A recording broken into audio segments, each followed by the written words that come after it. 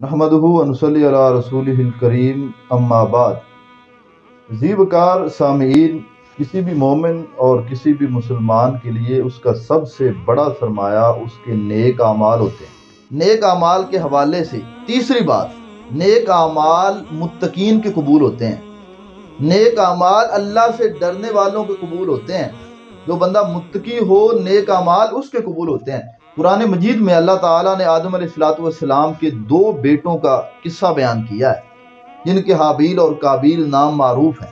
قرآن کہتا ہے اذ قربا قربانا فتقبل من احدہما ولم يتقبل من الآخر، کہ دونوں نے قربانی کی، ایک کی قربانی قبول ہو گئی، دوسرے کی قربانی قبول نہیں ہوئی۔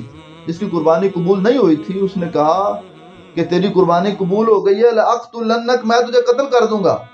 اس نے کہا انما یتقبل اللہ من المتقین، قربانی تو صرف اللہ تعالی متقین کی قبول کرتا ہے۔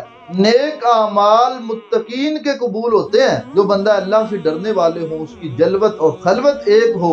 متقی کہتے ہیں چھوٹے چھوٹے گناہوں سے بچنے والا اور چھوٹی چھوٹی نیکیوں کو کرنے والا، جس کی تنہائی پاک نہ ہو، جو بندہ متقی نہ ہو۔